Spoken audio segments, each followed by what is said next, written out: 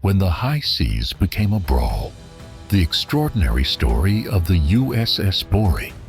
In the annals of naval warfare, discussions often revolve around torpedoes, depth charges, or large-caliber guns as the primary means of sinking submarines.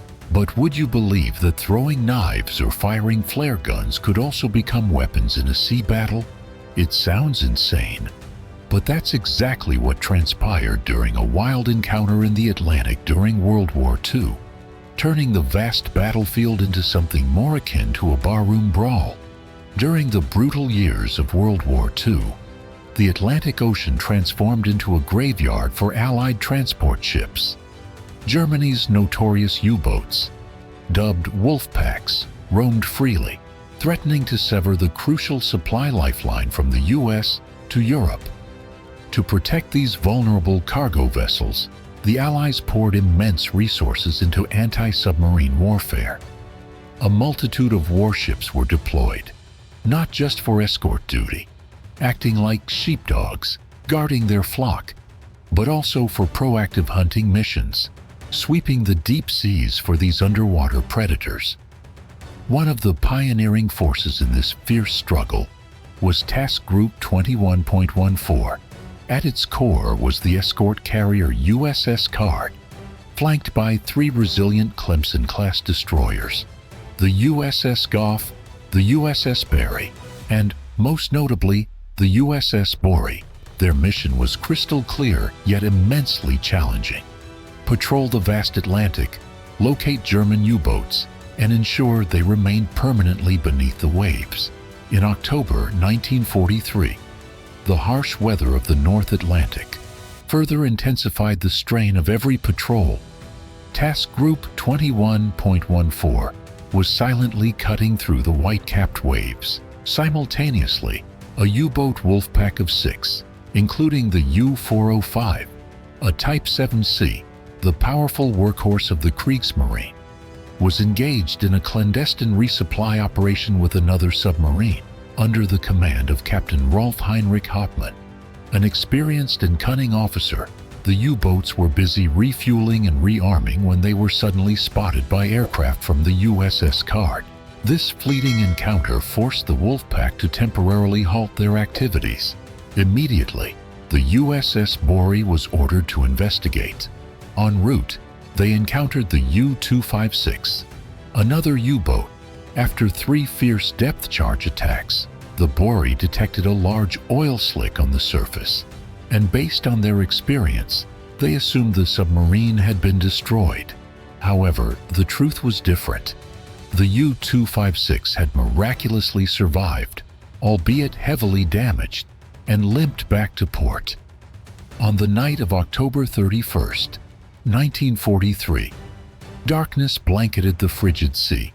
The radar system on the Borie unexpectedly picked up a strange signal. Lieutenant Charles Hutchins, the commanding officer of the Borie, immediately ordered an investigation. As the Borie approached the target within 2,800 yards, the radar contact abruptly vanished. It was the U-405, which had dived deep into the ocean, attempting to evade detection. The sea grew increasingly rough, but the Borie refused to give up. The destroyer's sonar system had locked onto the target. Hutchins ordered an attack, but then an unforeseen technical malfunction occurred. All the depth charges on the Borie's wrecks simultaneously fired. The resulting underwater explosion created a tremendous upward force, lifting the Borie's stern clear of the water. This immense pressure also forced the U-405 to surface, exposing itself in the dark of night amidst the fierce waves. As soon as the U-405 surfaced, Hutchins ordered the searchlight on, shining directly onto the German submarine. In the blinding light, the U-405 was clearly visible. The destroyer's guns began to fire relentlessly. Strangely, for reasons unknown to anyone, the U-405 was unable to dive at that moment. Some German sailors bravely climbed onto the deck, attempting to return fire with their deck guns. But they had barely opened fire before they were cut down mercilessly by the fierce barrages from the Borie's 20mm anti-aircraft cannons. Amidst the thick hail of bullets, a German sailor suddenly stood on the conning tower of the U-405 and frantically waved his arms, signaling surrender. Hutchins immediately ordered a ceasefire. Unfortunately, one of the sailors manning the Borie's 4-inch gun had removed his headphones and didn't hear the command. He continued to fire, and the fateful shot tragically ended the life of the German sailor attempting to surrender. After that fateful moment, the U-405 began evasive maneuvers, wildly zigzagging, dragging the Borie into a chaotic chase. Both vessels continuously exchanged fire in worsening weather conditions, larger waves, and reduced visibility. The effectiveness of the shelling visibly diminished. After a few minutes, Hutchins realized that traditional combat tactics were no longer effective. He decided on a daring new strategy, an act one might only conceive of from the Bronze Age: ramming the submarine.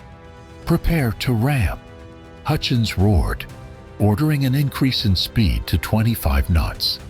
The bow of the Borie pointed directly at the U-405. Captain Hopman of the U-405 frantically tried to order a turn, but it was too late. Just before the two ships collided, a large wave unexpectedly lifted the Borie, then slammed it down onto the U-405's deck, wedging the two vessels tightly together between the U-boat's bow and the destroyer's midsection. In this precarious situation, the deck guns of both ships were unable to elevate or depress enough to fire effectively. Fortunately, the Borie's crew was prepared for the most unexpected scenarios.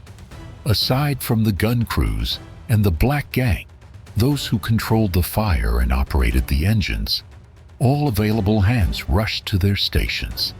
They grabbed anything they could use as a weapon: Thompson submachine guns, pistols, riot control shotguns, and even knives. They surged to the port side of the ship, unleashing a hail of fire upon the German sailors. There weren't enough personal weapons to go around, so creativity took over. Amidst the chaotic melee, a Borie sailor spotted a German on the U-boat's deck and didn't hesitate to hurl his knife. The blade plunged into the German sailor's stomach. Another fired a signal flare at near point-blank range, sending a Kriegsmarine sailor tumbling into the sea. And in an incredibly bizarre knockout blow, another sailor threw a 4-inch shell casing straight at a German, knocking him overboard. As the saying goes, if it's stupid, but it works, it ain't stupid. The bizarre wrestling match lasted about 10 minutes before the two ships slowly slid apart. The casualties on the U-405 were catastrophic. Only 14 of the original 49 crew members were still on their feet. On the Borie's side, the ship also suffered heavy damage. Its hull was riddled with holes, and the forward engine room was flooding. The crew worked frantically, chest deep in water, to plug the leaks, desperately trying to keep the ship afloat and its engines running. Despite being severely damaged, the U-405 attempted to escape again, but was bracketed and struck by another salvo of 4-inch shells. Even in its dire state, the U-boat still had a tighter turning radius than the destroyer.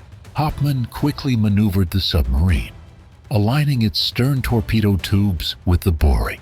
"Cut that light," Hutchins ordered, and the Borie's searchlight went out. Losing sight of the destroyer, Hopman was forced to order the U-boat to flee. But as soon as the U-405 turned away, the Borie's searchlight snapped back on and its guns continued to roar. With no other option, the U-405 recklessly turned back, attempting to turn the tables with another ramming attack. The Borie quickly launched 3 depth charges and made a sharp turn. The submarine barely grazed the Borie. After that barrage of depth charges, the U-405 was completely dead in the water, with no hope left. Captain Hopman reluctantly surrendered. his 14 surviving men clambered aboard life rafts. Firing flares into the sky to mark their position, the Borie began to maneuver to pick up the survivors, but then something horrifying happened. In the distance, answering flares shot up into the sky. There were no American ships in that direction, which could only mean one thing. Another U-boat was on its way. With heavy damage and nearly all its ordnance expended, the USS Borie was in no condition to face the rest of the wolf pack. To make matters worse, the sonar operator heard the distinctive sound of a torpedo heading straight for them. The ship began frantic evasive maneuvers. Several crewmen witnessed the torpedo miss their ship by mere feet. Tragically, the Borie's zigzag path caused it to run over the life rafts of the U-405, killing everyone aboard. All 49 crew members of the German submarine perished in this incredibly tragic battle. The USS Borie fortunately escaped further enemy contact, but its ordeal was far from over. Seawater continued to flood the ship, and the crew fought valiantly through the night to keep the vessel afloat and powered. They did everything they could, even resorting to dumping torpedoes, launchers, 20mm cannons, spare 4-inch shells, and anything else expendable overboard, in a desperate attempt to lighten the ship. At 9 a.m. on November 1st, the sole remaining turbine ceased operation. The Borie was completely dead in the water.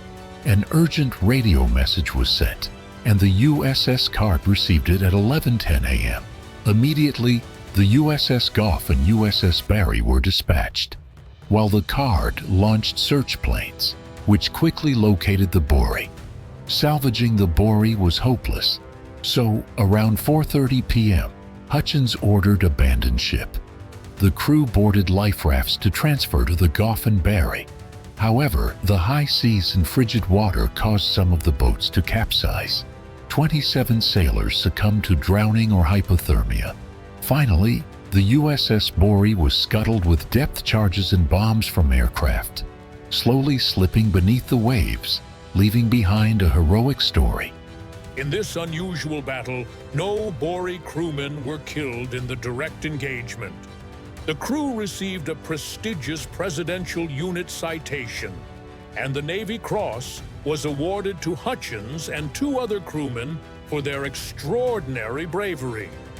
A year later, another destroyer named USS Borie was commissioned, continuing the legacy of one of the most bizarre and memorable naval encounters of World War II. The story of the USS Borie is not merely a chapter in the history of warfare, but a testament to the extraordinary courage, resilience, and camaraderie of the sailors at sea. A battle that defied all rules, where ingenuity and sheer audacity dictated fate.